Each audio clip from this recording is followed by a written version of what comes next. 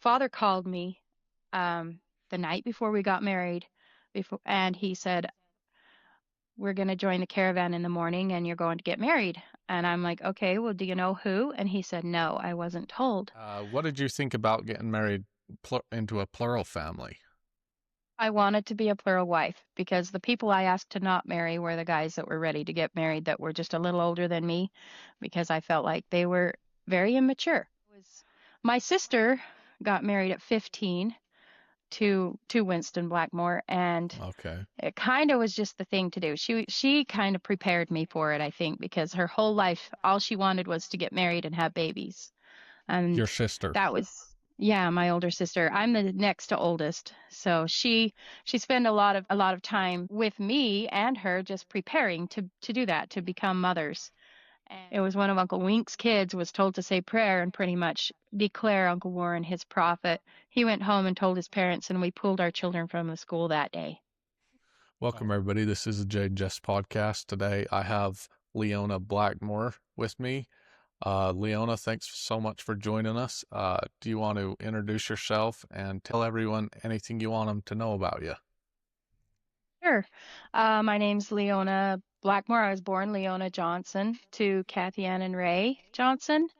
I married Winston Blackmore's youngest son, Joseph, and that's why I'm Blackmore now. But for a starter, that's kind of who I am. I live in Creston in Bountiful, BC now. I've been married and living up there since 2001. Awesome. Well, thanks so much for coming on and sharing your story. So, just so people know, Winston was the bishop in Canada when Warren Jeffs took over as leader of the FLDS. And is he kind of considered the prophet or the leader up in Canada? What do you see Winston as, or what do the people in Canada see Winston as? At this point, not really much of anything more than just uh, a father figure. You're kind of like a head type figure, but he doesn't really run the church anymore up there. Um, he doesn't, he never did profess to be a prophet or anything like that, just a bishop. And that's how Okay, we saw him, as a bishop. okay. Personally, how do you feel about Winston?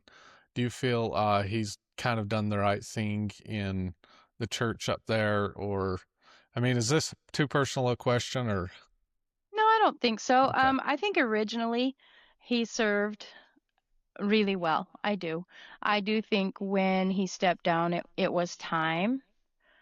But I always had a lot of faith in him and felt like that he was doing a good job as a bishop. I never considered him a prophet. okay? So you grew up down in Colorado City, but you've been living up in Canada for your married life. But let's go back to Colorado City. Am I right? You grew up in Colorado City? Yes, I was born in Hildale. Aunt Lydia delivered me. And we lived on the Arizona side. And then when I was 16, that's when I got married and moved to Canada. Okay. So how was life? How do you consider your childhood growing up in Colorado City? Was it back in the good days when everything was happy? How do you kind of look at it? Oh yes, I had a very good childhood. Life was good back then. The only fears we had were the Gadiaton robbers and the feds. Yeah, you probably only ran into one of those. So, uh, okay. So, at what point do you have anything you want to share more about your childhood, or should we jump into getting married? No, I think the childhood was pretty much wrapped up in some of the other podcasts you've done. I mean, I kind of had the same experience as some of the other guys. It was a good life. We had a good childhood. I have no complaints. I was born right at the end of Uncle Roy's time. I Uh, don't actually remember him, but I do remember all of Uncle Rulon's time. And then, yeah, and then things so went weird. Rulon Jeffs was kind of the prophet as you grew up. What is your thoughts on Rulon Jeffs as a prophet, as the leader of the FLDS? How do you look at him then versus now? I spend a lot of time at his house because my mom's sister a couple of her sisters were married to him, and we'd go up there and sew with them because we had a sewing company down there. We sewed nightgowns for about everybody in the community. And I didn't know him personally, and I didn't really ever get to really know him, but I really enjoyed being around his family. And I never remember having any kind of loss of faith in him and in Mm-hmm. what he was doing in my life. Okay. So as you get older, when's the first time you realize that you're going to get married, or your father says we're going to turn you into the prophet? Is that how it worked for you? What what was the point they told you, okay, it's time to get married? I have a very, very wonderful father. He never did. He never did say that. So my sister got married at 15 to Winston Blackmore, and Okay. it kind of was just the thing to do. She kind of prepared me for it, I think, because her whole life all she wanted was to get married and have babies. Your And sister. that was, yeah, my older sister. I'm the next to oldest. So she spent a lot of time with me and her just preparing to do that, to become mothers. And it was probably more of a push from her than anyone. She got married at 15 and moved to Canada, and I was extremely lonely without her, Okay. which kind of probably pushed me in that direction. So my dad never did come to me. He always waited for us to come to him. Okay. So when your sister gets married at 15, is that unusual? And looking back on it, do you feel like that's okay to get married at 15, or how do you kind of view that? I felt like that she was as prepared as I expected anybody to be at 15 because she had been preparing her whole life for that. Would I ever let one of my children do that? Absolutely not. Do I feel Mm, like it was my father and mother's responsibility to stand up and say, no, that's not for me to say? She also asked to get married. They didn't go to her. She had been begging and sending letters to Uncle Rulon from the time she was 12. wow, okay. So she really wanted to get married, and you're her younger sister. So you watch her get married. Does that kind of make you want to get married at 16, or? Yeah, so I kind of felt like I got a bit of a rush because when I was 15, Uncle Warren got up in church and said that we were not supposed to take our daughters to Canada to be married anymore. And I knew the only thing I knew about who I wanted to marry was I wanted to marry a Canadian. I wanted to be close to my sister. I loved it up here. I feel like Bountiful, BC, in my opinion, still today is the most beautiful place on earth. I always felt like that the Skimmerhorns and this place here in Bountiful, right up against the Skimmerhorn Mountain, is the most beautiful place on earth. So I really wanted to live here. I felt like so we have a lot of family in Canada. Um, my my father's sisters married up there. We have cousins and aunts and uncles and everything up there. So we had a very strong family connection up there as well. Okay, so did Uncle Rulon or Warren Jeffs say don't marry your daughters up in Canada? He was Uncle Warren. He got Okay. up in church one day and said, "We're no longer taking our daughters to Canada to be married." And I remember that hitting really hard with me because that was exactly my plan. Hmm. How do you feel about the connection at that time between the Canadians and the uh, Colorado City people? Were they pretty interconnected? And why would he say not to take, if it's FLDS down here and FLDS up there, why would he say the daughters can't go up there?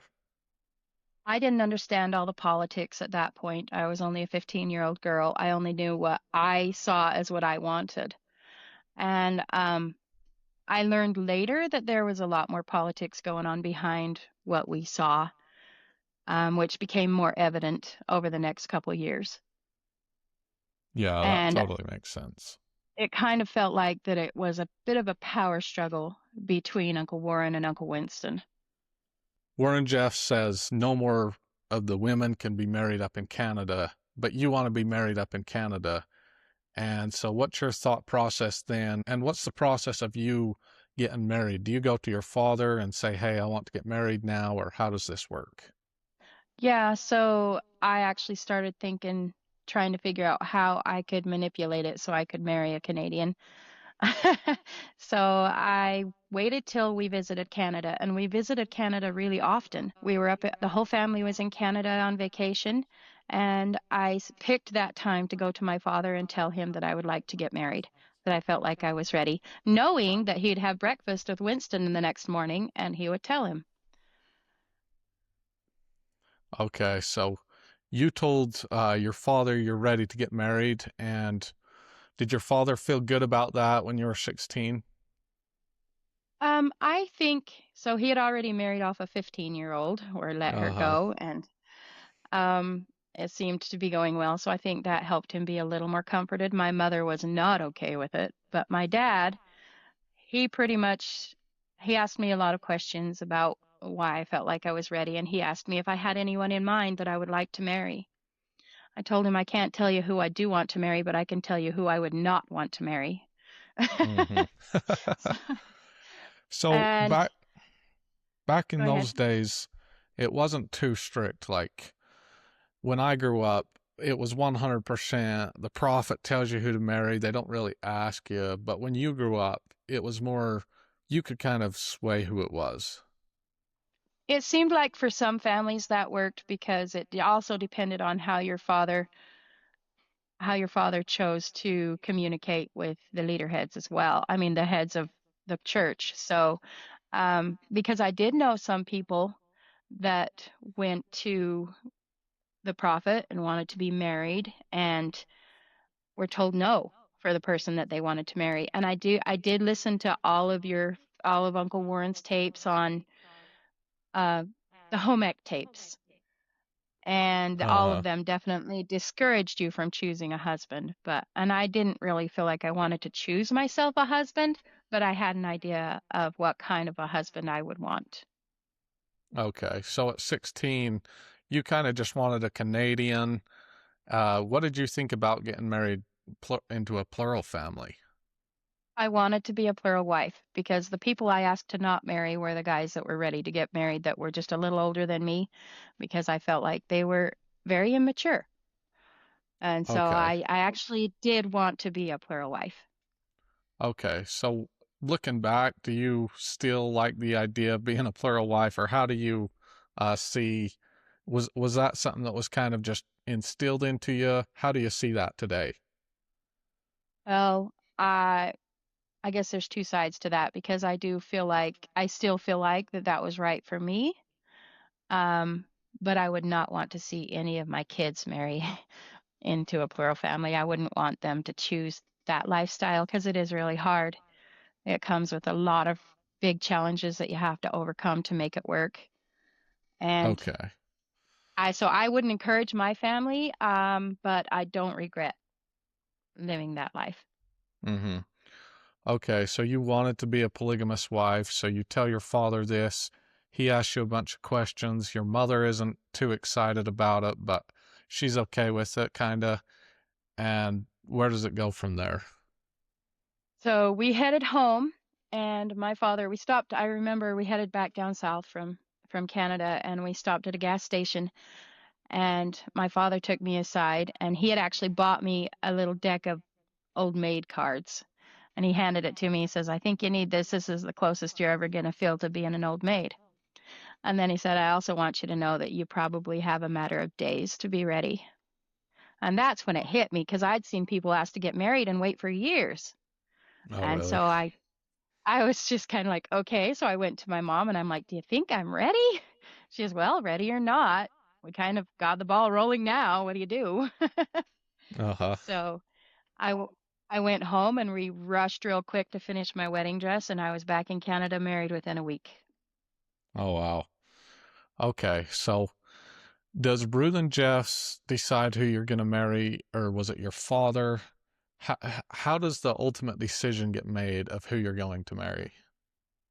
It was Winston. Okay. I'm pretty sure all of the couples that were married that day, the matches were put together by Winston. And were you married by Or Rulon or Warren? I was married by Uncle Warren. The reason I believe that they were all put together by Uncle Wink was at least one side of all of them were Canadians, and I knew that he had Uncle Rulon's ear, which is why I wanted him to be the one that talked to him because I felt like I had faith in that he would choose someone for me that would work for me. Okay, I feel like this explains the politics a lot better. Yes.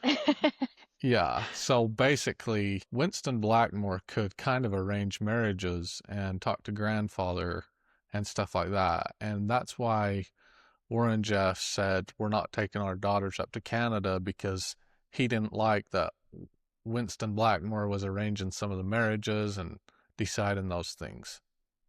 Yes. So that's kind of what I got out of it afterwards. I didn't realize that there was that very political dynamic going on in the background, but I do feel like Uncle Warren was jealous that Uncle Wink could make suggestions and Uncle Reuben would adhere to them. And I kind of got that feeling later on, but I didn't know that, and which also kind of led to all the misunderstandings that happened in my marriage that caused me to get married without ever meeting my husband or knowing who I was marrying. Okay, so you felt like you got married too fast, or did you feel like it was reasonable? I felt like I was ready, but we got father called me the night before we got married and he said, "We're going to join the caravan in the morning and you're going to get married." And I'm like, "Okay, well, do you know who?" And he said, "No, I wasn't told." And according to my husband, he had been told who he was supposed to marry, but somehow Uncle Warren assumed that Uncle Wink had told us, and he didn't. He just told us, and it was that misunderstanding just led to that we headed out in the morning, never knowing a name or anything. Oh, really? Okay, so how do you, looking back, how do you feel or wish anything was different as far as how you got married and how fast everything went? If you could change something, would you change it? I think the biggest thing I would change is it had to be such a big secret that my sister wife did not get to come. And she barely even got to know it was happening. So the biggest thing that I do remember was we were in the caravan on our way, and my mom was all but freaking out. She was not okay with it. Because And she she didn't know turned, who. yeah, she's like, what if we're shocked? And father said, "Well, then we try not to show it." So, so she turned to me and she's like, "No, this is not okay. Leona, are you okay with this?" And I said, "Mom, I'm fine. I feel like I'm ready, and I don't feel like that they're gonna put me where I don't belong." Okay, so you don't know who you're marrying, but you're just driving to Canada to get married. That's all you know. Well, we actually drove to Nevada. We went to Oh, you went Mesquite. to Nevada. Oh, okay. Yeah. So we So were the just following Canadians Uncle came Rulin's down. car. Yep. Okay. They were told to go down and see Uncle Warren, not really saying what was happening, but they kind of got a hint. So Joe let Mother Rosie know. Mother Rosie's my sister wife. He let her know that more than likely we were getting another mother, so to get ready. And that's all she got to know. Okay. So, Because at that time they had changed the age of consent. And so we pretty much our marriages had to be in hiding, which is why we went to Nevada because we were still within the age of consent in Nevada. I see. Okay. So, your husband, the person you're going to get married to, he has one wife. Yeah. Okay. And she doesn't know anything. And what's his side of the story? Does he know what's happening here, or is he just supposed to come get another wife? He was told a name. He said that he was told that he was marrying Leona Ray Johnson's, and he knows my dad. They farm together every summer. Ray Johnson's daughter. So he said, "Go down and see Uncle Warren." And that's the most he knew. He said he did try to contact us that night, the night before, and nobody answered because we were all up at Grandpa's finishing my wedding dress and getting ready. So Okay. that's how it ended up falling through the cracks. So this Yeah. wasn't normal. This was not typical. It just kind of happened for me. I see. It wasn't typical that you just don't know who it is. Yeah, most people, they at least had a name. They at least knew who they were getting married. They didn't walk into the room not knowing who they were marrying. I see. Okay, well, can you kind of tell us this story? Because what do you think when you first walk into this room? You drive down to Nevada with your parents, or?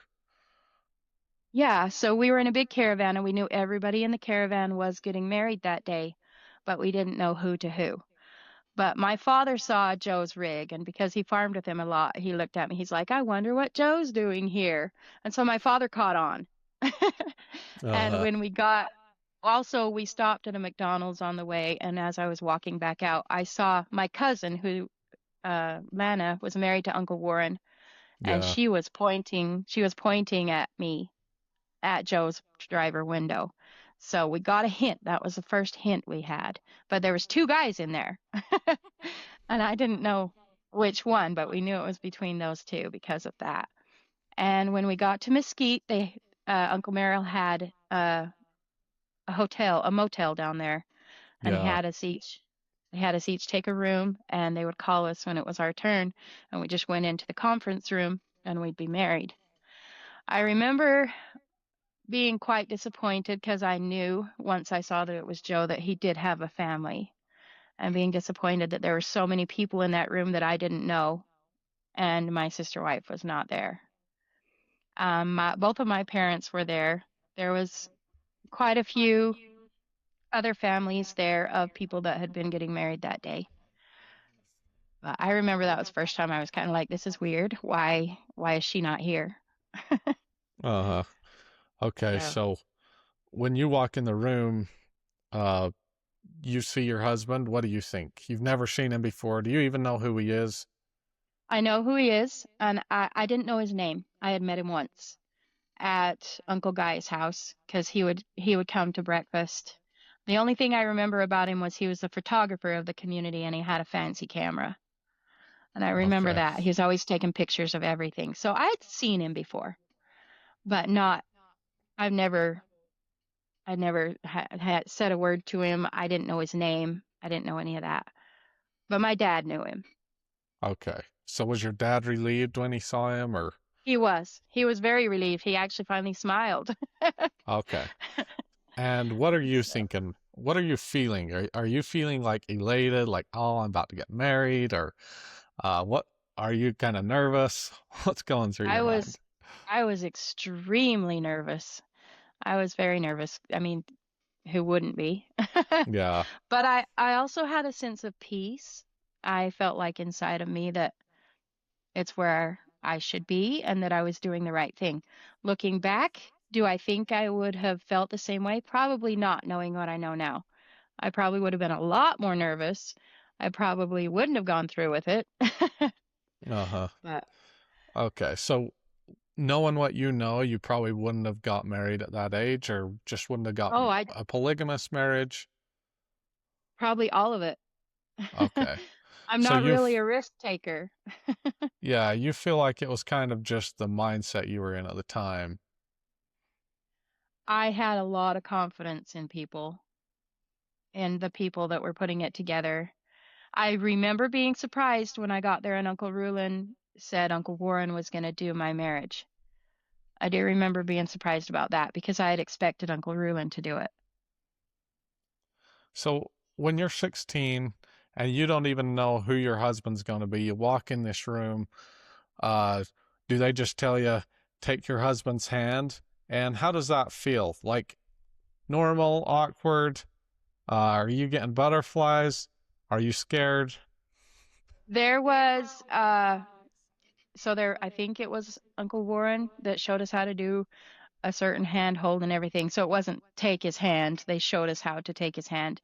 And I do remember looking up at him and thinking that when I had decided to marry plurally, I had expected to marry whoever, and he was actually really good looking. I remember that part. And so at that point, I did start getting butterflies, and I was getting excited about it. Okay. All right. So, you get married. Do you want to tell us anything about the ceremony or? The ceremony was seemed like it dragged on forever. Uh, we kind of just stood there. I don't remember a lot of it. Hmm. Yeah, But it's I probably like had, so much happening in your mind. yeah, but I had read the marriage ceremony before, so I kind of knew what to expect. So I did tone everything out though. Because I was so nervous, I just was concentrating on breathing. I do remember Joe telling me, "Your hand's sweaty. You must be nervous." I'm like, "Yeah, I think," but that was the only place that it showed. And my mom told me that later too, that I looked calm. I didn't look nervous, and that's what put her at ease. So Okay. the only way you could tell is my hand was sweating. Uh, do you mind if people know how old he was at the time? He was 30 and I was Okay. 16. Okay. Uh, and how did you think of that? Did you think of him as a younger person in the community, even though he was 30 years old? Yeah, he had a pretty young family. It wasn't like I was married into an old guy. He was definitely not old. And I remember him being more nervous about the age gap than me. He mentioned it a couple times. He's like, "Well, I'm kind of quite a bit older than you." And I'm like, "Okay." It didn't really matter that much to me. I'd already been ready. I had been ready to marry whoever. And I actually felt pretty um, fortunate at who I got. Yeah, I mean, there's a lot of people in that community that married somebody that was 50 years older than them. So, Yeah. uh, so how when you get married, do you immediately head back up to Canada, or how does the sister wife find out? What happens after you get married? We went to dinner with my parents and the other couple that got married, which was two of my cousins that married each other. One from my Johnson side and one from, I had some cousins from different sides that also got married. And the guy was traveling with Joe. They came down together. So we traveled back together as two couples. But I first we went see. to dinner with our families, and then we went out to Colorado City to pick up our stuff. And what year was And this? this was 2001. Okay. So Rulon Jeffs was almost to die. Yeah. And already Uncle Warren had started taking power, but we didn't know it yet. Uh-huh. It wasn't showing a lot yet. But um, we went back and got our stuff and we headed to Canada. And we got to Canada. Well, we got to the border. We got to the Bonner's Ferry side. We went to Uncle Shem's house in Bonner's Ferry because we were young enough that they weren't comfortable taking us across the border. Both of us were 16, both the girls. The other guy and his wife all the other couples were first wives. I was the only plural wife that day. So, but they were concerned about taking these 16-year-old girls across the border. So they had my Uncle Shem take us up because he was both of our uncle. Okay, so they're like, these are just family members. We need to take them across the border. Yeah, and that's where all the trafficking came in that I mean, it probably could be considered trafficking. I don't know, but I know that they definitely did do some court cases up there and found a few people guilty of trafficking for that same type of thing. So we went up with Uncle Shem and Joe and the other guy went up earlier. We were waiting for Uncle Shem to come back, but by the time I got to Canada, Joe was back on the farm because it was hay season. It was August of 2001. And so Uncle Wink called him while we were at Uncle Shem's and said, "You got to leave your wife. You got to get up here and get on the tractor. We got to get this hay in." So I went to Canada and I went down to Uncle Wink's to find my sister, and it turned out she was not home. I didn't know this, but she had gone to town to buy some stuff for my room to help Mother Rosie get it together for me. And then I saw Joe's rig driving by Uncle Wink's house, and so I went out there, and it was my sister wife, and that's the very first time I ever saw her in my life. Okay. But And had she was she probably had never seen you either. no, she hadn't. I had seen their oldest girl because she was friends with some of my cousins up there. I had seen her a couple times, but I didn't know her name or anything like that. But Mother Rosie was extremely shy, not social. So she didn't go to events very often and things like that unless they were very family related. And she didn't communicate with a lot of people. So we didn't run in the same circles, and I'd never met her before. But she drove up and she asked me if I was Leona, and I said yes. And she said, well, Joe told me to come pick you up and take you to Cranbrook to get some stuff for your room. So I hopped in and we went up to the house to get a few things, and we dropped the kids off at Joe's sister's house. And then the two of Her us headed up to kids. her kids. Yeah. Okay. So And how then what are you feeling? Are you feeling any kind of resentment, or is everything good? How does she feel about this? I'm feeling relieved, and she seemed calm. And Okay. so I learned later that she was very, very nervous because she was not a Hmm. social person, and she was just sent to pick up this random stranger that is now her sister wife. I And see. so she came and picked me up, and we went to Cranbrook, and on our way to Cranbrook we stopped at the farm, and Joe was just sleeping under the tree because apparently it was too hot and he had to wait for the dew to come in, so he came with us to Cranbrook, and that Oh, I really see. helped. So he It was helped just break the sleeping ice. under the tree, waiting to do the hay, and his two wives pull up, pick him up, and you go to the store. Yeah, we went to Cranbrook to Walmart and got some bedding and stuff for my room, and then on the way back we dropped him back off at his tractor. And I actually did not see him except during the day for about 3 days because Hmm. he would farm at night when the dew would come in so that the hay wouldn't be too dusty. And so every night he was out farming, and then he'd come nap during the day and then go back out. So So it you was and your mostly sister just, wife are having a lot of time to get to know each other. yeah. It was good for us. I mean, I always tell people everybody has to do their dating, whether they choose to do it before or after they're married is. Yeah, and I guess that goes for if it's your sister wives, it's almost always going to be after, right? Yeah, yeah, and they used to have a joke. Uncle Wink's ladies always had a joke that you might think you're marrying the husband, but really you're marrying us, because you'll see us a whole lot more than you see him. That's very, very true. Yeah. Yeah, I saw that in my father's family too. Okay, so how are you settling into life as a polygamist? Has your mind changed at all?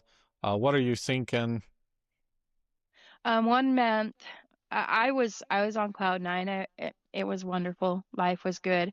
1 month after I married Joe, I learned the day after I married him that he had signed up for university and was going to be pretty much living in Calgary. He was going to become a doctor. Oh, really? And I, so he asked me how I felt about living in a city. I told him I hate it. Yeah. And he was kind of shocked. He's like, well, I'm kind of going to university. And I'm like, well, I don't mind visiting, but I sure don't want to raise kids there. Uh-huh. And so Mother Rosie and I took turns going up with him. This was a month after I married him. He started school.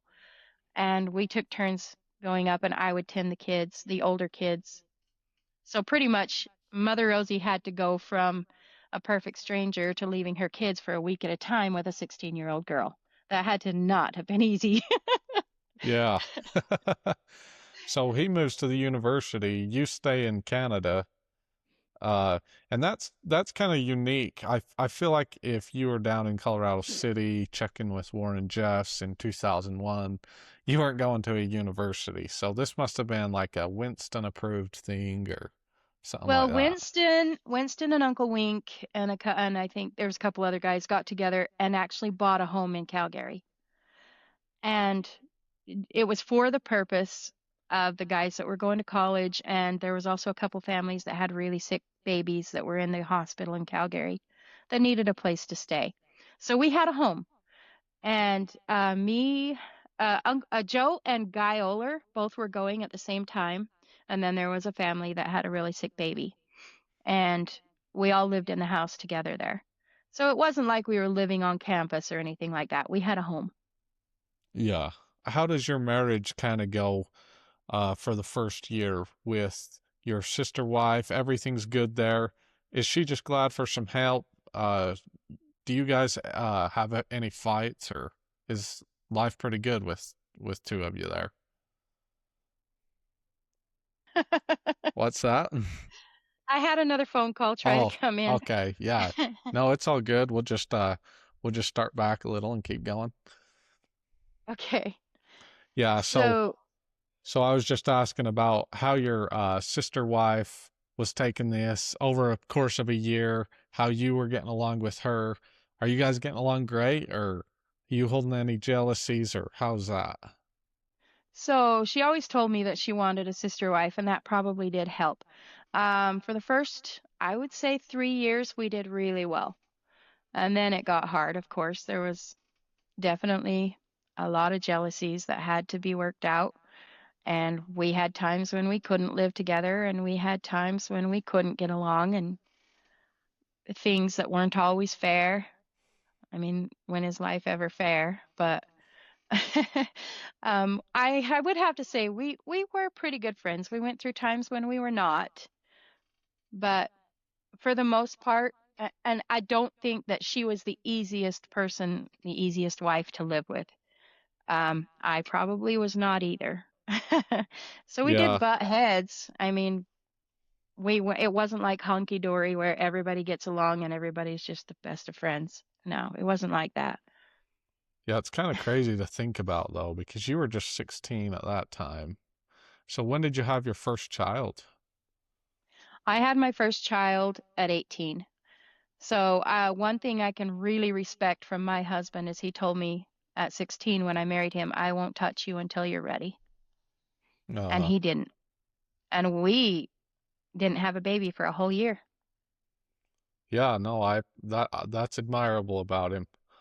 Um, so how's your sister Leona doing at this time? Are you guys or your sister that got married to Winston, because he's up there, Lorraine, Lorraine. He's up there. She's up there in Canada with you, right? Do you guys spend a lot of time together through this time? yes, we did. She was definitely my rock and my lifesaver, and definitely we Uh, we spend a lot of as much time together as we could. So I would go and see her whenever I could. But when Joe and Mother Rosie were gone, I had the care of the older children, and I could only go see her when they were at school. But I do have to tell people, as many struggles as Mother Rosie and I had, it couldn't have been easy for to have a 16-year-old girl come into your life and you to treat her like an equal. You to yeah. ex For me to expect her to move over, change her entire life. For me, I was still immature. I was mature for my age, but I was still a teenager. I still thought like a teenager. I still had teenage emotions, and that could not have been easy. She probably had more patience for me than I realized. Uh-huh. So during this era, Winston and Warren Jeffs are at some point start to have a bunch of disagreements. Um, do you remember this in the community, and kind of how do you see all that today? Yeah, so I think it was only a couple months after I got married that Uncle Wink was called down to CC, and pretty much Uncle Warren pretty much excommunicated him. I mean, he made him step down or claimed that he was supposed to step down from the bishopric, and pretty much stripped him of his title and everything like that. Um, we didn't agree with that, so we didn't put any faith behind it. We didn't feel like it was what Uncle Rulon was doing. We didn't see Uncle Warren as authority. And so then one day we started seeing some splits, though. We started seeing some separations in even our closer families and stuff like that. But it didn't come to a head until our kids went to school one day, and one of Uncle Wink's kids was supposed to say prayer, and the teacher insisted that pretty much he set apart in his prayer Uncle Warren as the prophet, or acknowledge him as the prophet. We were all shocked when Uncle Rulon died, and that was a little bit before that. Because we were told, Uncle Warren told us forever that he would live forever. So it really shook the community when he up and died, you know. Yeah, And it's crazy. Everybody really believed Reuben Jeffs just was not going to die. He was old. He was walking around real feeble. We thought he was going to be like renewed or something. That's crazy. yeah, yeah, we were told that. So, at that point, when Uncle Warren, that teacher, I don't even know if Uncle Warren had anything to do with it or anything. It was one of Uncle Wink's kids was told to say prayer and pretty much declare Uncle Warren his prophet. He went home and told his parents, and we pulled our children from the school that day. Oh, really? Um, we did. Uncle Wink did. A lot of the families did. Anybody who did not see Uncle Warren as authority Yes, pulled their because kids that day. Warren Jeffs had, when he told Winston that he wasn't the bishop, he had appointed a different bishop and kind of organized things in his way up there in Canada. And so now Yeah. there was kind of a faction between the group up there. Am I getting this right? Yeah, so he tried to put Uncle Rich as the bishop, and Uncle Rich said he wouldn't accept it. And well, Uncle Rulon tried to put Uncle Rich because I think this was before Uncle Rulon died because yeah, it was because Yeah. he called Uncle Rich down there and Uncle Rich went down and pretty much Uncle Rulon gave him the keys of like all the keys and everything, pretty much made him the prophet. And then afterwards, Uncle Warren took him aside and said, "You realize he's not all there." And Hmm. and Uncle Rich said, "I know what it feels like to receive blessings, and I understand that that was not there, you know." So Sorry, you're breaking up a little. Are you there? yeah, everybody decides to cry as soon as I get on Yeah. that call. Yeah, you're popular on Friday afternoon. So Rulon Jeffs basically ordains one of the Rich, is it Blackmore or who is it? Yeah, Rich and Blackmore, he basically gives him the apostleship. Warren Jeffs tells him Rulon Jeffs isn't totally with it and whatnot, so he acknowledges that he doesn't have the apostleship, but he doesn't accept the position of bishop, no, and then he gives it to Jimmy Oler after that. the bishopric. Yeah, he gives the bishopric to Jimmy Oler, and actually Uncle Rich, he was one of the ones that had pulled his kids out of the school. Oh, really? So he didn't really support So he didn't really support he Warren didn't. Jeffs. Okay. So No. can you kind of explain to me how this split in the community happened up there? Because it seems to me like it was a very slow process, but maybe it happened overnight. You were saying when the kids went to school, and then they said you need to say Warren Jeffs is the prophet. Everybody kind of pulled their children out. Was that kind of when the split happened physically? Was there like certain families that just supported Warren Jeffs there, and certain That families was that pretty didn't? much that was pretty much when the line was drawn in the sand, so to speak. A lot was happening before that that was leading that direction. Um, People were trying to decide where things were going and what was going on, but that was when it became obvious that Okay. something was definitely shifting.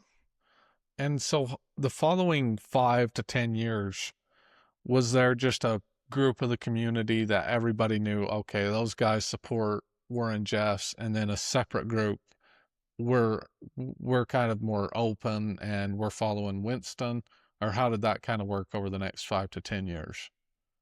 Yeah, so within our community, we called them the Warrenites, and Okay. of course, and so that's how we referred to them as the other group was the Warrenites within our own community. I think all of us at that point, Uncle Rulon was still alive. It didn't really become trying to look for another prophet or anything until he died. And then at that point, our group decided that we just weren't going to follow a prophet.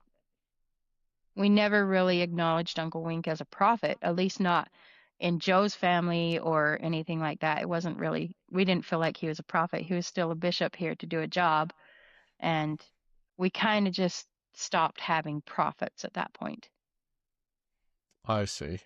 So did you talk to the people that believed in Warren Jeffs, or were they kind of self-isolating, or were you guys kind of isolating from them?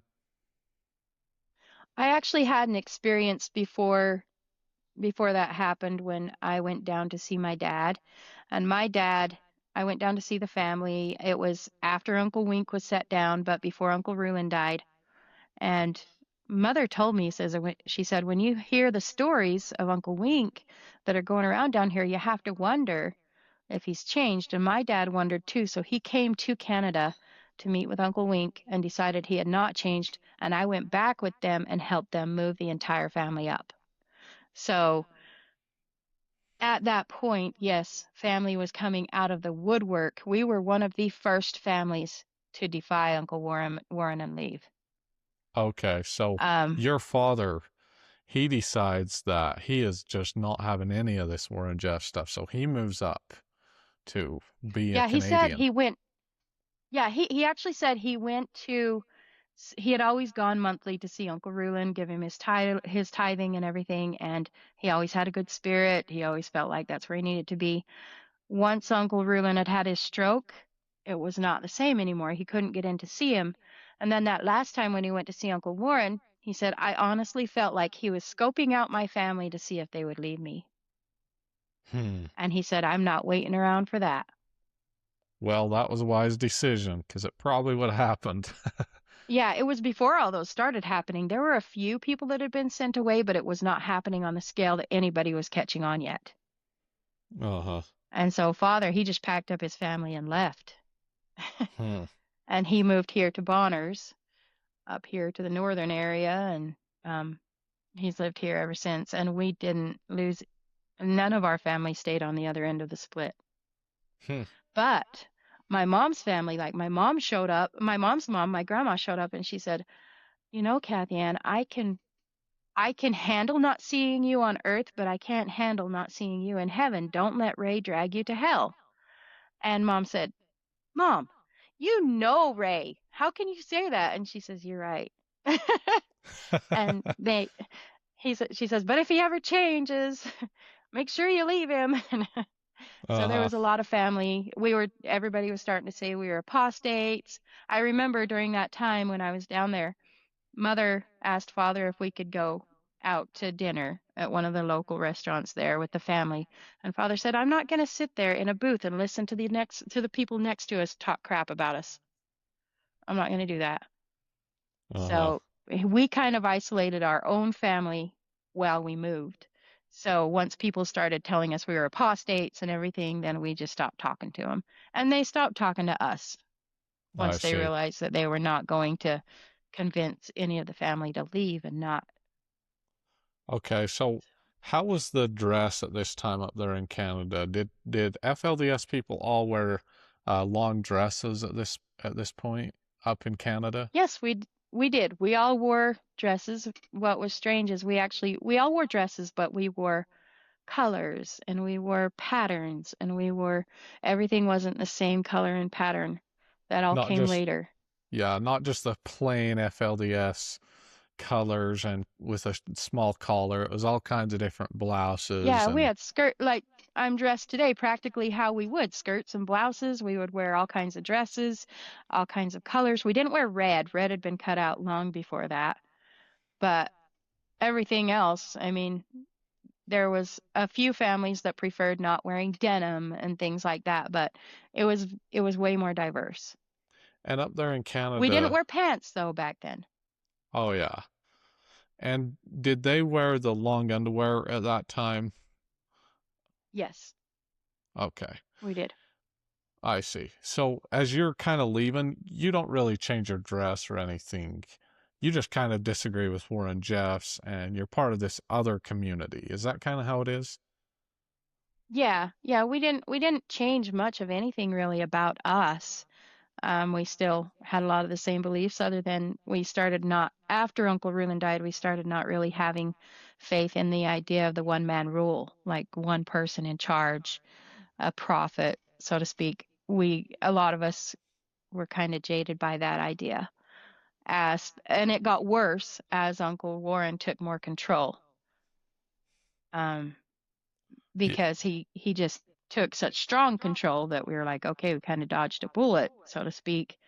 But at the same time, we just completely cut that part out. And there's still to this day some people who feel like maybe that there's supposed to be a prophet that still believe in that.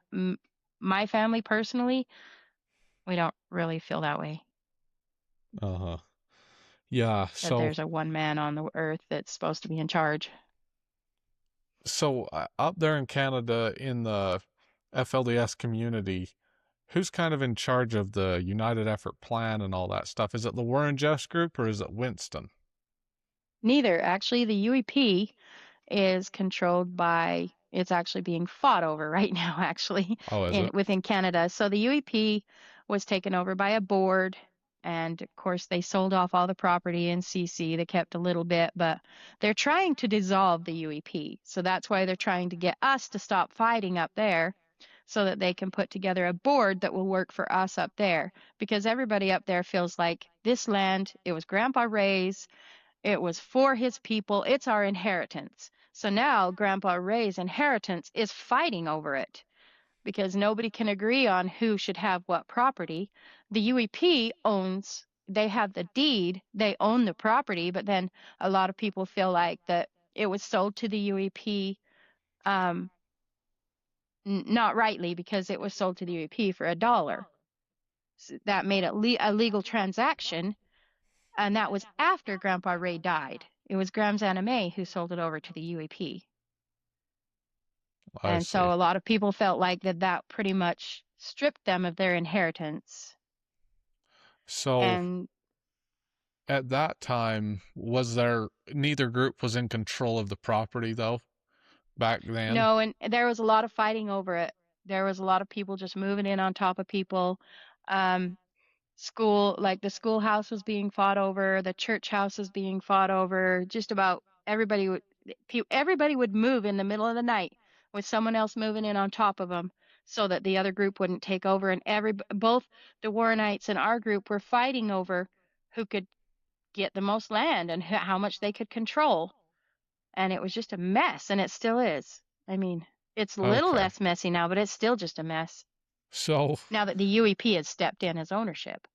I see. So I just want to make sure I understand this. The Warrenites up there are fighting with you guys constantly over property, but legally is it owned by like is it in control of someone legally or is somebody able to kick somebody else off or not really? Legally, at that point, the person whose name was on, so when it started blowing up, doing the same thing down south, the courts took over and gave it into Bruce Wisen's name. Mm-hmm. And so he was supposed to be the steward, so to speak, of the UEP properties. And then eventually it got turned over to a UEP board. But back then it was under Bruce Wisen's name. Nobody saw Bruce Wisen as authority. And so it was just a lot of just fighting. Uh-huh. Just a lot of everybody would try to move. If someone knew someone else was moving, they'd try to stake claim on the house before anybody else could, just trying to get as much of the property up there as each side could, I just for see. control. Okay. Yeah, that makes sense. And the cops wouldn't do anything. They're like, we're not getting involved. It's private property. Yeah, and the I cops up mean, there in Canada weren't FLDS people, were they? no, they're RCMP. And in Canada, as I've heard, the RCMP they like to not place people in their own communities. So when you go through the schooling to become an RCMP, they actually place you away from your own community to avoid that very thing like we had down there where they became a Interesting. posse pretty much, Uh-huh. for the powers that be. Yeah, that's So interesting. they don't like the prejudice and stuff happening, so they tend to not place them in their own communities. So did you live on the United Effort Plan property or Yes, and I still do. okay. Still do. So the FLD the Warrenites and the you guys, I don't know what you call did you kind of name yourselves or not really? Like Did you follow Not Winston really. kind of at that time? No, I'm sure their side had a name for us. Yeah. I don't know what it was, but Okay. But they considered you apostates. yeah, they'd call us apostates mostly. So, but They as for wouldn't. just our particular group, I don't think that they gave us a particular name, and we didn't either. Yeah, but they wouldn't talk to you hardly, right? They were very self-isolating, is that right? Oh yeah, they weren't allowed to talk to us. My own grandpa, I went to see their family, and pretty much he told me never to come back, that we had chosen different paths, and anybody on Warren's side were not allowed to talk to us. We would have loved to talk to them, but they were not allowed. It would get them in trouble. So was it like half the community? Was it like Pretty much up 50-50? there. It was probably about 50-50 up there. Okay. So half the people are for Warren, the other half aren't. And how is it today? Are the people that are for Warren Jeffs still living up there right now on the United Yeah, Effort not, property? yes, there's not as many. There's definitely still some, but they all have ownership of their properties and everything under the UEP. They sign occupancy agreements and stuff like that to be able to stay there without harassment. Well, on both sides, really. So Uh-huh. there are some. There definitely are, but the younger kids growing up, it's mostly just the older guys, the older families now. The younger kids growing up are like, we don't want anything to do with it. A lot of them. There's some that have built properties out there and everything, but a lot of them just don't want to be involved in the mess. So, Yeah. but for the ratio for FLDS for Warrenites to non-Warrenites, it's there's enough of the Warrenites that are leaving now and actually starting to talk to us that it's getting less and less and less all the time. But I think it's more because they're just leaving, not because Yeah. they, not because there's actually less of them, like that they're moving away. They're Yeah, just they're leaving just the Warrens group. yeah, it's just not making sense and the young people want to get married and so they're all just Yeah, they kind want of to have a leaving. family. They want to move on with their life. They don't want to be stuck in limbo. I And see. so they So choose to leave. so over the last 20 years, slowly they've just like here and there some have left and come and kind of joined the rest of everybody.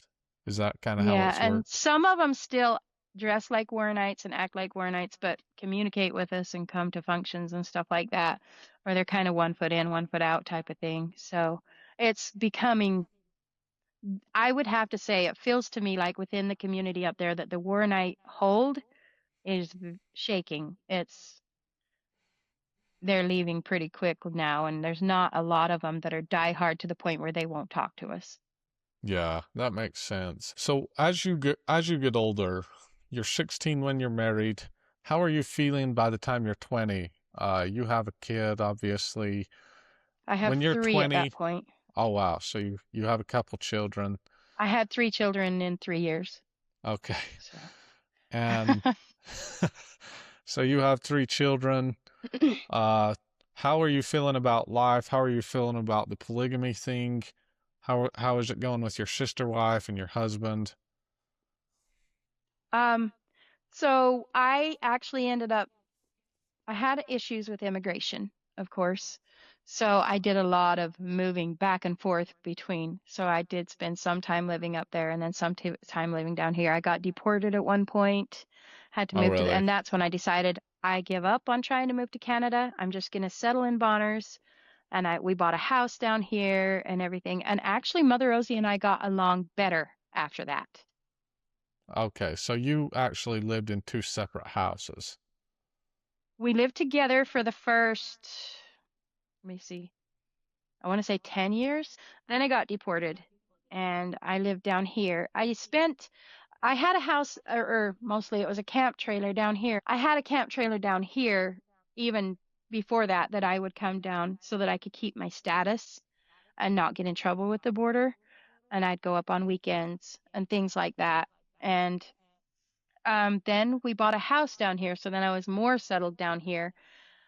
And then, And this is because you can't get legally married to a yeah. Canadian Yeah, because you're a so second for wife. 17 years, We were back and forth trying to get status. I did have some time when I was on a student visa. I had times, sorry, my throat got hoarse for a Yep. second. So I had times when we were moving back and forth, but October 30th, 2018, my sister wife died. Oh, how old was she, if you don't mind me asking? I'm trying to remember, she was 40, I think. Oh, really? She was That very that young. seems young. She had a brain aneurysm. She left small children. It was devastating. She died unexpectedly one morning, and my husband said, I need you to come to Canada and let's get married so we can do the immigration. We wouldn't have gotten legally married that fast if it wasn't for the need for immigration, Yeah. because a lot of her kids and her family felt like that pretty much that we were rushing into things by because I married him the next month Well, legally. but you've But been I'm like, married. yeah, I'm like, at this point, it's a piece of paper. Yeah, We've been right. married for 17 years, Yeah. but it was kind of the nail in the coffin for mine and Joe's relationship. Oh, really? Yeah. So, We had a good relationship before Mother Rosie died, and it just went downhill after. um, did he ever get another wife after you? No, it's Okay. just the two of us. Okay. So, you guys live pretty happily and you both have children and everything, but you're kind of living separate some of the time. Uh, Yeah. okay. And then she dies in 2018 and I then had a you, 1-month-old baby. okay. And she had some young children as well. Yeah. And then you go get married to your husband legally, and so this kind of makes your relationship go downhill. And why do you think that is? I think it was really hard for Joe emotionally, and it just both of us, I was overworked and overstressed. He was completely depressed, and he wouldn't hold down a job anymore, and I was trying to do it all, and our relationship just died. It just died. And we can blame it on whatever, but by the time that I separated from him, which was about 2 years ago, we were about as far apart as we could be, physically and emotionally. So we were living separate lives under the same roof anyways. Uh-huh. Yeah, so you kind of just separated your own ways. Yeah, so I hoped my choosing to leave and move out would help him heal. I still hope that that's what it does and that it has done that, because I don't have any ill will toward him. Uh-huh. I respect him. I don't plan on ever remarrying or anything like that. Having kids, all that is done for me. That would be my only reason for wanting to be married. And I do feel like my vows are still with him, and I just can't live with him anymore. So I don't have any ill will towards him, and I hope the best for him, but we're not together anymore. I see. So, do you mind if I ask how many children you had over the course of your marriage? I have 8, and my sister Awesome. wife has 9, so together we had 17. Nice. Okay, so how do you view, looking back over your life, how do you view these polygamous groups? How do you view the Warrenites in Canada? How do you view Warren Jeffs? Uh, how do you view Winston? How do you view this whole situation today? Well, I feel like everybody is just doing the best that they know how with the information and the life that they're given. And people used to ask me, why did you stay married to Joe after you guys separated from the church and everything? Because you were thrown together in such an odd way.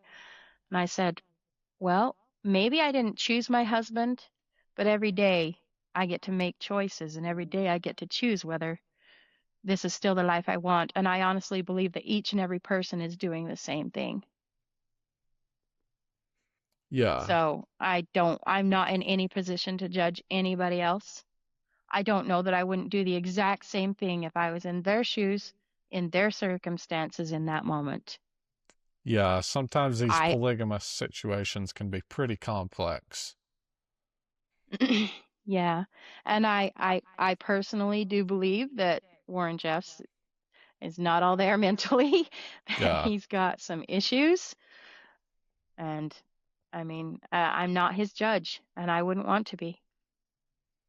Yeah. So how do you view the church up there as far as Winston goes? You said he wasn't really in charge anymore. Is there kind of an organized church in Canada still by somebody else, or is it kind of just a group that doesn't really follow a prophet? It kind of feels to me like, so as I told you in our pre-interview thing, I don't necessarily, I don't claim to be part of any church anymore. Mm-hmm. I am a Mormon-based Christian, very much a Christian. But I don't go to church up there. Last church I went to, they were the people from Salt Lake, the Nelson group from Salt Lake was trying to establish a church up there. And I think that's where it's going up there is they have set up some people up there. I respect the people involved. I've got a lot of family. It's not really what I want. I do go, and then down here in Bonners, Uncle Shem has a church house that he kind of oversees, and he's kind of considered the bishop here. And they do church every other weekend so they can stagger them so that the people that want to can go to either or. Okay. And I think so that's why I feel like everybody's just doing the best they know how. Yeah. Yeah, that totally makes I sense. do go to Uncle Shem's church on the days that my mom is on the meal though, because I always help her with the meal. Uh-huh. So Okay, so you're kind of still involved in the community a little bit, and everybody's kind of just getting along up there, is kind of I how go it to the social works. events to a lot of different churches. I do go to a lot of social events to the Mormon church, the mainstream Mormon church. My son is mainstream Mormon. I've gone to Mm-hmm. church there a couple times. A lot of different churches. I'll go to the social events, but as for going to church, I don't really go to church per se anymore. Yeah, that totally makes sense. How do you view the future of these polygamous groups as far as up there? Do you discourage binding together at, how the marriages worked when you were young, the power people had to like make you get married? Do you discourage that, or do you kind of just leave it up to the people doing it, or? I would have to say I've noticed that so if you're talking about arranged marriages, Yeah. on that end of things, I actually feel like that in some cases it's been a good thing. I can't say that someone shouldn't have the right to let someone else choose their husband, so to speak, because I felt like it was right for me. And in some cases, I could see that being a good thing for some people, because some people probably never would have moved on with their life if they didn't have that push that they needed. And I don't feel like they live a better life just sitting alone. Yeah, it's But interesting how a lot of times people in arranged marriages get along better than they thought they would. yeah, but I do very much encourage dating. I Yeah. very much encourage a long courtship and making sure that you align on the important things like family and religion and even politics can help. I mean, it's easier if you agree that way, but it's not probably going to be the end of the world. Just Yeah. making sure that you kind of have the same goals and the same move in the same direction in life, because otherwise I just want to see people happy and see people make it work and not get together and break apart and break each other's hearts and just it's just a mess And when that happens. do you feel like that's something that you kind of missed out on, or do you feel that maybe the relationship that or your relationship with your husband it was foundational from when you were young, like maybe you weren't totally compatible, or do you think that's just something that kind of happens when you get older? I actually told Joe, I said, if we had had to find each other, we would never have ended up together. We are so totally opposite. And I feel like that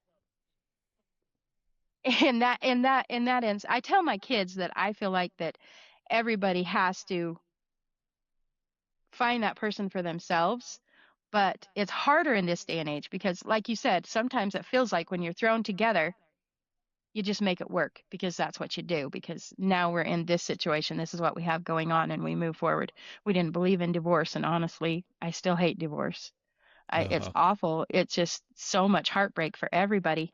And I have told my kids, though, that they need to just make sure that they're really compatible. And I've also told them that I believe anybody can fall in love with anybody if they're willing to put in the time and the effort and the energy that it takes to do it.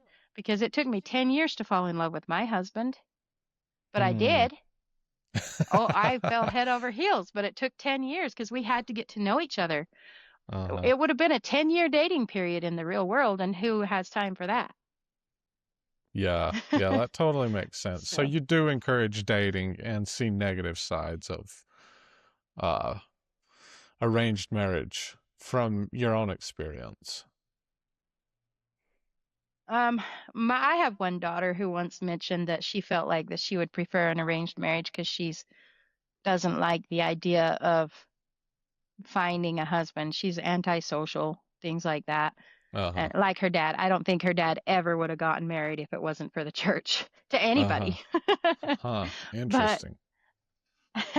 because he's just pretty antisocial and he's definitely yeah, you have to definitely learn his ways and have learned to respect him before, for him, he's the type of person that he's really abrasive and it's all or nothing and stuff like that. So if you come in with your feet half in and half out, it's pretty easy to jump back out as soon as things get hard. So she's kind of the same way where she's antisocial but a little bit abrasive and stuff. And she's like, I don't want to go through that.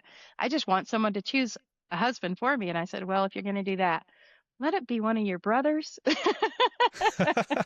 because I believe they have insight that we don't have.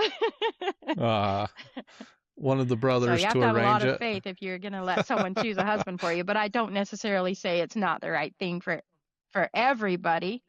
But I think they need to choose who's going to choose their husband too, Yeah. not just somebody that Yeah. doesn't know you. I know we have family members that have married first cousins and aunts and uncles, and I honestly believe it's because the people that were choosing the marriages didn't know.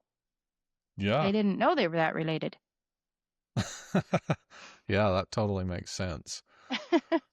Well, how do you see your future as far as relationships, and are you, you know, are you still dating, or are you kind of satisfied with where you are in life, or and Oh, I mean, I don't want to ask if it's too personal. I just was curious. no, I don't plan on ever dating again. Uh-huh. If I was going to date again, it would have to be a situation where pretty much God knocked me upside the head and said, "This is what you're doing," because it, what I tell my kids is I could never give that much of myself to someone again just to Hmm. have it torn apart like that. It was too hard. Yeah. So I don't plan on dating. I plan on enjoying my children and um, they're who I live for and hoping that they find everything they need in life and just trying to make life as easy and comfortable for my younger children, for my minor children as I can by trying to communicate with their father and trying to be open and upfront and make life as easy for them as possible. And that is my goal. That's what I'm concentrating on. And as for a relationship or dating or anything else, it's probably not going to happen. Yeah. Did I miss anything important that you wanted to share from when you were younger, or anything important that we missed throughout the your marriage or anything like that? Um, not that I can think of. I think we probably covered it. I'll probably get off and think of a million things I probably wished I'd said, but Well, we can do another one. no, I think we have it pretty well covered. I mean, my kids are doing well. None of them, interestingly, have been in very stable relationships yet. So I'd have to say that though. Hmm. So my oldest son got married and divorced within a year, and he's in the Marines now. Mm-hmm. And he plans on living his life out as a single Marine. I guess we'll Hmm. see. My second son, he's a journeyman electrician and doing well. He's not interested, like he would love to have a family. He's my Mormon son. Okay. He would love to have a family and move on, but he just at this point is concentrating on his career till he feels like that, till someone can put up with him, I guess. That's what it Uh-huh. comes to, I guess. My Yeah. third son, so pretty much those are my adult sons, my third son as well, and my third son's kind of floating. He's not sure what he wants to do, and then the rest of them are still living here at home with me. So I feel like Awesome. that it's fun to watch them grow up and come to their own, and it's hard to realize that sometimes you have to step back, let them make their own mistakes, let them navigate their life, and you can't step in. There's nothing you can do. Yeah. And that's just a whole nother aspect that I never realized parents have to go through. It Yeah, I would doesn't stop say, when they're grown up. yeah. Yeah, I see that with my own mother too. Uh, they want to keep loving you a whole bunch. Yeah, my Um, third son is my third son is all concerned about my oldest daughter's new boyfriend, and I keep telling him she's an adult. She's actually entitled to make her own mistakes. She's actually entitled to live her life as she wants, and we just get to pray for her. yeah. Well, sounds like he's a protective brother. Yeah, they all are, especially of her. Her brothers are very Uh-huh. protective of her. Good. Well, I want to thank you so much for sharing your story and uh, your journey through the FLDS and kind of out of it, I guess. Thanks so much for sharing it. Do you want to say anything else before we end the podcast? Oh, I think mostly just to remember that nobody's a villain in their own story. Everyone has things that brought them to where they are, and none of us can say if we would have done any different in their shoes. And so just to have a lot of grace and respect for people is just important. Yeah, that's so true. And I need to remember that. I think we all need to remember that. No one's a villain in their own story, and we just need to love each other because we're all struggling with tough life situations, tough decisions, no matter where we are. So I really appreciate that message And from you. the other the other thing to remember is that our stories aren't all told either. Somebody might be struggling and we might look into their life and think that they're making a lot of mistakes. It's their mistakes to make, but their story's not told. So, Yeah, we don't know all the yeah. details. Yeah. Well, thanks so much. Everybody like and subscribe. Leave love in the comments for Leona. And did you want to mention any business or social media or anything? Um, I used to do I used to do a TikTok and I haven't got on there forever because I feel so guilty because so many questions are waiting for me to answer. But I like to tell people if you want to know my story, kind of how it has gone through the years, it's called My Crazy Life 84. And on Okay. TikTok, I never post anymore, but because I felt like my story was told there and it did its job. Okay. Yeah, well, that's where you can find Leona. And thanks, everybody. Like and subscribe. Leave some love in the comments for Leona. And we'll see you guys in the next one. Thank you.